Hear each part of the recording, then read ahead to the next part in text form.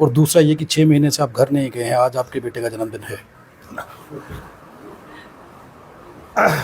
6 महीने तो नहीं, लेकिन काफ़ी समय हो गया घर गए हुए। बेटे का जन्मदिन है, उन परिवार के लोग बेटे का जन्मदिन सेलिब्रेट कर रहे हैं। मैं जो देश के करोड़ों बेटे जो हैं, जो रोजगार की तलाश कर रहे हैं, मैं उन बेटों के उज्जवल भविष्य के लिए, और यहाँ जम्मू कश्मीर के जो बेटे हैं जो उम्मीद कर रहे हैं कि मूवमेंट आगे बढ़े, उन बेटों के लिए, उन भाइयों के लिए, उन माओ बहनों के लिए अपनी ड्यूटी अदा कर रहा हूँ।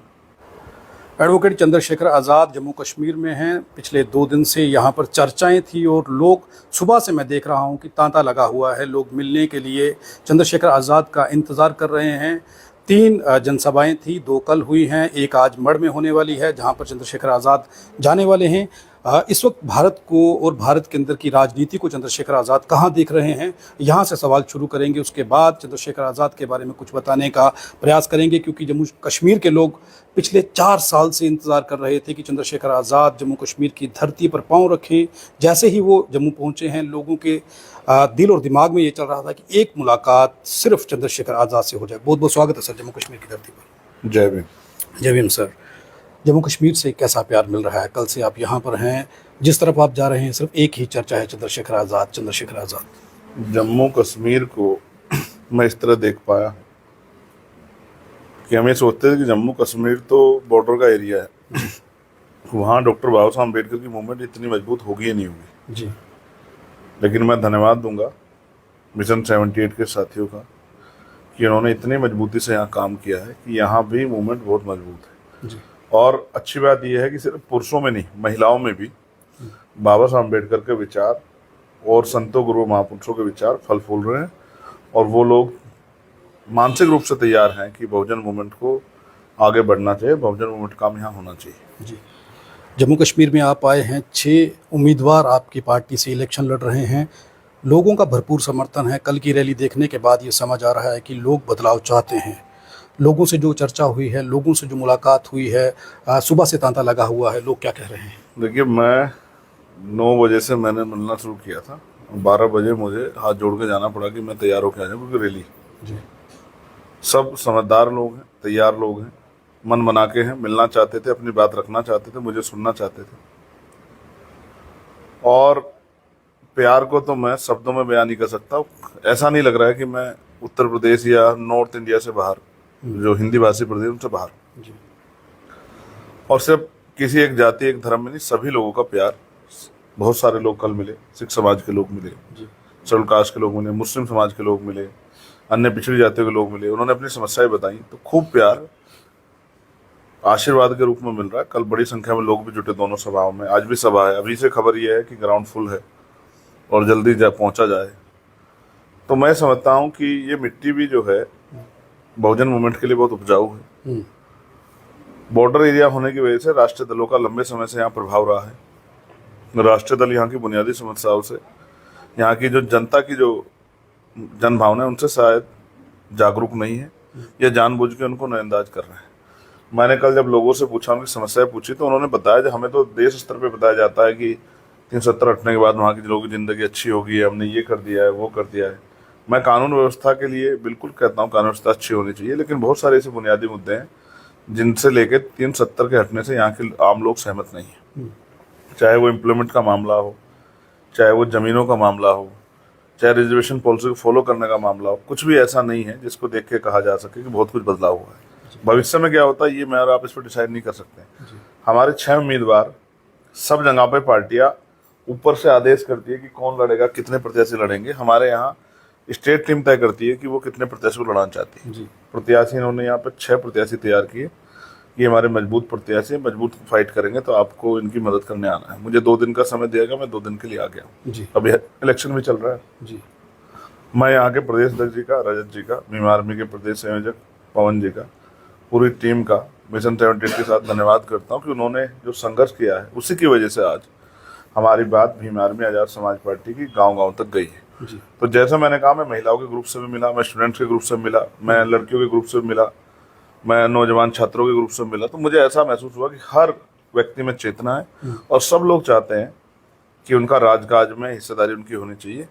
और मैंने भी उनको डेढ़ घंटा काफ़ी समझाया। मुझे उम्मीद है कि यहाँ से राजनीतिक रूप से ताकत जो है आज़ाद समाज पार्टी को रिजल्ट के तौर पर मिलेगी। आज़ाद साहब, ऐसा है कि कोई एक छोटा सा नेता आ जाए तो उसके लिए 5 स्टार होटल बुक किए जाते हैं, उनकी रहने की व्यवस्था की जाती है, ये डिमांड्स रहती हैं उन लोगों की। आप राष्ट्रीय अध्यक्ष हैं, सांसद हैं, बहुजनों से प्यार करते हैं और प्रदेश अध्यक्ष के घर में रुके हुए हैं। कोई ऐसी लगा नहीं कि कोई 5 स्टार होटल हो या ऐसा हो। एक बड़ा चेहरा, आप स्टार प्रचारक हैं, लोग आपको पसंद करते हैं। रास्ते में जब आप निकल रहे थे, हम कल कवर कर रहे थे, हम देख रहे थे वो सब चीज़ें। लेकिन इतना सिंपल रहना, इतने ज़मीन पर रहना, ये मान्यवर कांशीराम साहब को ही फॉलो करने से हुआ है या आपके अंदर भी ये चीज़ें हैं? देखिए, हम लोग जिनका नेतृत्व कर रहे हैं उनके जीवन में बहुत सारी समस्याएं हैं जी। और अगर हम बिल्कुल जमीन पे नहीं रहेंगे तो हम उनकी समस्याओं से वाकिफ नहीं हो पाए। हाल तो मैं तो ग्रामीण पृष्ठभूमि से आया हूँ, मैं बहुत सारी चीज़ों से वाकिफ हूँ पहले से। मैं हमारे प्रदेश अध्यक्ष वकील हैं और अपनी मेहनत का 70-80% पैसा अपने बच्चों का पेट काट के मूवमेंट पे लगाते हैं। मैं उनका धन्यवाद करता हूँ और जो साथी सहयोग में काम कर रहे हैं नौजवान हैं, मैं उनका भी धन्यवाद करता हूँ। मेरे लिए 7 स्टार से कम नहीं। यहाँ जिस तरह की सुविधा उन लोगों ने उपलब्ध कराई है, मैं उनसे बहुत खुश हूँ। और शायद आपको नहीं पता कि मुझे नींद भी चोट की वजह से वो ज़मीन पे ही आती है। तो मैं तो उस कमरे में भी जो ज़मीन पे, क्योंकि ये कश्मीरी कल्चर है, तो बेड के बराबर में नीचे भी एक बिस्तरा लगाते हैं जी। कि कोई ऊपर सोना चाहे तो ऊपर सोचा है, कोई नीचे, तो मैं नीचे ही सोया। ये है कि देर रात तक नींद नहीं आई क्योंकि बाहर उस तरह के एटमॉस्फेयर में आदत नहीं होती जी। लेकिन फिर भी एक बहुत सुकून और एक बहुत सारा प्यार। और फिर मैं कहूँगा कि हमने तो ये सब अपने महापुरुषों से सीखा है। जी। जब हम उनका आंदोलन चला रहे हैं तो उनकी तरह ही चलाना चाहिए। यही बात आंदोलन को कामयाब कर सकती है। तो मैं खुश हूँ। मेरे लिए 7, 8, 9, 10 जितने भी स्टार होते होंगे उन सब स्टार से अच्छा है। और मैं सांसद भी इन लोगों ने बनाया जी। इन्होंने अपनी मेहनत कमाई से बनाया जी। और मुझे नेता भी इन लोगों ने बनाया। मेरे पास तो जो कुछ है सतगुरु रविदास जी महाराज का आशीर्वाद है और तमाम हमारे संतों गुरुओं महापुरुषों, भगवान वाल्मीकि का, गुरु नानक जी का, गुरु नामदेव जी, तमाम जो हमारे संत गुरु हैं उनका आशीर्वाद से जो कुछ है और मेरे भाइयों के प्यार से, बहनों के, वो ये मैं इसमें खुश हूँ। मेरे लिए ये सबसे बेहतरीन जगह है और मैं इसके लिए अपने पार्टी के प्रदेश अध्यक्ष रजत जी का बहुत धन्यवाद करता हूँ कि और उनकी वजह ये हुआ है कि इसके लिए मैं क्षमा प्रार्थी भी हूँ कि हम बहुत संख्यक लोग यहाँ रहने से उनके परिवार को बराबर के घर में शिफ्ट होना पड़ा। इसके लिए मुझे कष्ट है, खेद है अपने माँ बहनों से कि ये तकलीफ उनको उठानी पड़ी, लेकिन अब ये भी जिम्मेदारी है। लेकिन मैंने कुछ औरतों से बात की है, उन्होंने कहा है कि हर घर में एक बेटा चंद्रशेखर आज़ाद होना चाहिए, ज़रूरत है समय की। कोशिश तो कर रहे हैं। मैं हम डॉक्टर बाबा साहब अम्बेडकर मानव काशीराम साहब तो नहीं तैयार कर सकते, लेकिन कोशिश कर अपने जैसे लोग जो बेटे हैं उन्हीं को चंद्रशेखर आज़ाद जैसा, यानी कि मिशनरी भावना के साथ जोड़ के और सोशल रिस्पॉन्सिबिलिटी, सामाजिक जिम्मेदारी इनको का एहसास कराएं और पे बैक टू सोसाइटी का ध्यान रखते हैं। हम लोग समाज का हाथ पकड़ के रखें। देखो भाई, मैं तो संसार साहब एक चीज जानता हूँ, वो एक कहावत है और हमारे गुरुओं की वाणियों में कि सूरा सो पहचानिए जो लड़े दिन के है और पुर्जा पुर्जा कट मरे कभी ना छाड़े के। जब तक इस समाज में बहादुर योद्धा तैयार नहीं होंगे और वो भी समाज के इस दायित्व यानी कि जिम्मेदारी के प्रति, तब तक समाज पैरों पर नहीं खड़ा हो सकता। अब वो माँ के पेट से तो जन्म नहीं लेंगे, वो विचार से जन्म लेंगे, विचार की यानी कि कैडर की ताकत से। मैं तो अपने कैडर के दोनों साथियों का, अश्वनी जी का, बोकाडिया जी का, ब्रजपाल जी का भी धन्यवाद दूंगा कि उन्होंने यहाँ कैडर किया था। उसका इतना प्रभाव हुआ कि यहाँ के लोगों ने, नौजवानों ने अपनी जिम्मेदारी का एहसास किया और ये 4-6 महीने की मेहनत है कि आज हमारे कई प्रत्याशी दौड़ में हैं कि वो जीत भी सकते हैं और जीत के करीब भी रह सकते हैं। मेरा काम ये था स्टार प्रचार के तौर पे कि अपने जो कार्यकर्ता पदाधिकारी उनके अंदर हिम्मत पैदा करना कि उनके अंदर हिम्मत पैदा हो और वो अपने काम को ईमानदार से करें। अब मैं देख रहा हूँ कि वो हिम्मत पैदा होगी। अगले 4-5 दिन वो जितनी मेहनत से काम करेंगे उसी तरह का रिजल्ट हमारे सामने आएगा। बहुसंख्यक रूप से समाज यहाँ रहता है, अगर वो हर घर तक चले गए मेरा पैगाम लेके, इसी में हमारा प्रत्याशी जीत जाएगा, मैं मानता हूँ। लोग तो कह रहे हैं कि हमारा वोट जो है वो चंद्रशेखर आज़ाद को है, वो हर उम्मीदवार में आपको देख रहे हैं। हाँ, तो यही पॉलिसी है भाई। वो उम्मीदवार भी चंद्रशेखर आज़ाद है, यहाँ के प्रदेश अध्यक्ष खुद में चंद्रशेखर आज़ाद है और मैं तो जैसा भाइयों, हम सब लोग मिशनरी लोग हैं, हम अपनी ड्यूटी कर रहे हैं और ड्यूटी करेंगे और किसी तरह से मूवमेंट आगे बढ़े इसके लिए लगातार। इनकी एक मांग जरूर है, ये अभी से पूछ रहे हैं कि दोबारा कब आओगे। हाँ, ये एक चीज है।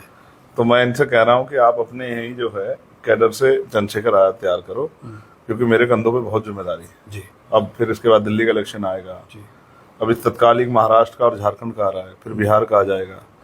तो मैं तो लगातार इसी काम में लगा रहूंगा, लेकिन फिर भी कोशिश करूंगा कि कैडर के लिए यहाँ जरूर आऊँ। वन नेशन वन इलेक्शन के बारे में जो चर्चा चल रही है उसे कैसे देख रहे हैं? देखिए, मैं तो मेंबर ऑफ पार्लियामेंट हूँ, जब वो बिल वहाँ पेश होगा तब उस पर देखेंगे क्या। अभी तो उसकी हम पे यही नहीं जानकारी है कि वो उसमें बिल में है क्या, क्या प्रोविजन चाहती है। पर सरपंच के चुनाव, पंचायत के चुनाव, जिला परिषद के, नगर पालिका, नगर परिषद, कौन से चुनाव इकट्ठा कराना चाहती है गवर्नमेंट, और गवर्नमेंट कितनी तैयार है इसके लिए। तो महाराष्ट्र का चुनाव तो करा नहीं पाए साथ में, झारखंड का काम एक साथ था, ये बिफोर करा दिया है जी हरियाणा, और जम्मू 10 साल से रोक के बैठे हुए हैं। जी जो स्टेटों के चुनाव नहीं करा पा रहे, वो सारा चुनाव एक साथ कैसे करा सकते हैं। तो क्या पॉलिसी पढ़ेंगे, वो जो बिल लेके आएंगे पढ़ेंगे, फिर उस बिल को के आधार पे वो करेंगे। अच्छा है, होना चाहिए, सरकार करके देखे, हम तो चाहते हैं। आखिरी सवाल में 2 सवाल हैं। एक तो आप विदेश में गए और मैंने सुना उस वीडियो को कि विदेश में लोग कैसे मिलने के लिए आए आपसे, और लोगों ने आपसे आपको देखना चाहा और जो बातें कही हैं वो कैसा रहा आपका टूर जो था। और दूसरा ये कि 6 महीने से आप घर नहीं गए हैं, आज आपके बेटे का जन्मदिन है। विदेश जाके लगा नहीं कि विदेश में हूँ, ऐसा ही प्यार वहां भी मिला। सब मिशनरी लोग हैं।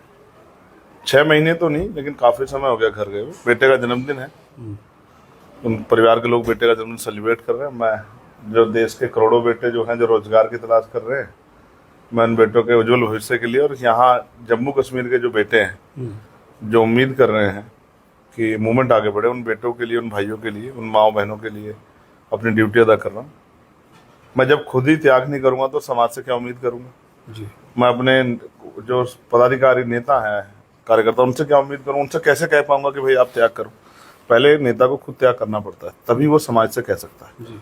तो आज मैं, मेरे अंदर हिम्मत है कहने की, कल मैं इनसे कह सकता हूँ अगर इनके घर में कोई कार्यक्रम है उसको छोड़कर मिशन का काम करो। उसके लिए पहले मुझे करना पड़ेगा। ये मैंने माननीय काशीराम साहब सीखा है। जी पर ठीक है, महापुरुषों का आशीर्वाद है, परिवार रहेगा, परिवार को जो दूर थोड़ा ही है मुझसे। जी देखो, फिर मैं कह रहा हूँ, आज मेरे पिताजी मेरे साथ नहीं है उस दुनिया में, नहीं, तो इसका मतलब थोड़ा कि मैं उनसे प्रेम नहीं करता या मेरे साथ नहीं, वो तो हमेशा मेरे साथ है। हमारे गुरुओं संतों का आशीर्वाद हमेशा हमारे साथ है। तो ठीक है, वो अभी छोटा, उसको एहसास नहीं, बड़ा होता तो मैं उसको एक लाइन में समझा देता कि भाई जन्मदिन इम्पोर्टेंट है, जयंती तो महापुरुषों की मनाते हैं जी। उनके विचार छोड़ देंगे तो क्या होगा। या जन्मदिन से ज्यादा समाज का मूवमेंट चलाना इतना इम्पोर्टेंट है, वो समझ जाएगा। वो भी एक मिशनरी बाप का बेटा है, वो भी समझ जाएगा समय में। ये बहुत इंपॉर्टेंट मांग थी। यहाँ सिख समाज के लोगों ने मुझसे मांग रखी थी। मैं गुरुद्वारे गया था मत्था टेकने जी, तो उन्होंने भी मुझे बहुत प्रेम दिया, लेकिन उन्होंने मुझसे एक मांग रखी थी कि भाई पंजाबी भाषा को यहाँ ऑफिशियल भाषा का दर्जा नहीं मिला है जी 2019 से जी। उनके मन में पीड़ा थी। मैंने उनको विश्वास दिलाया, वचन दिया है कि मैं पार्लियामेंट में इस विषय को उठाऊंगा जी। और हमारे जो मेंबर ऑफ असेंबली जो है, लेजिस्लेटिव असेंबली जो है, एमएलए अगर जो जीतेंगे, मैं उनसे भी ये उम्मीद करूंगा कि वो भी असेंबली में इस बात को जोर शोर से उठाएं और पंजाबी भाषा को इनके, हमारे सिख भाइयों की भावना का सम्मान कर रखते हुए उनको ऑफिशियल भाषा का दर्जा भी जो है जम्मू कश्मीर मिलना चाहिए जी। बहुत बहुत धन्यवाद चंद्रशेखर आज़ाद हमारे साथ बात करने के लिए।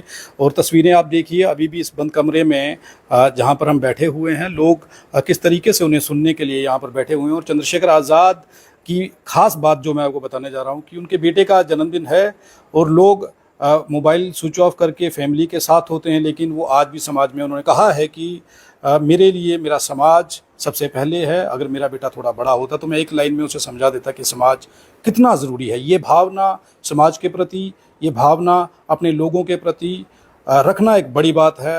ये चंद्रशेखर आज़ाद जो कर रहे हैं ये मिसाल है। और जो कहा गया है, औरतों ने कहा है कि हर घर में एक चंद्रशेखर आज़ाद पैदा होना चाहिए, ये समय की ज़रूरत है। आप देखते रहें आरटीआई इंडिया न्यूज़, लोकतंत्र का पहरेदार, ताकि हम पहुंचा सकें आप तक वो खबरें जो नहीं पहुंच रही हैं या फिर जो नहीं पहुंचाई जा रही हैं। धन्यवाद। हम किसी भी प्रकार का कोई विज्ञापन नहीं लेते हैं, हम आज़ाद पत्रकारिता करते हैं। अगर आप चाहते हैं कि आज़ाद पत्रकारिता जिंदा रहे तो आरटीआई इंडिया न्यूज़ का आर्थिक सहयोग करें।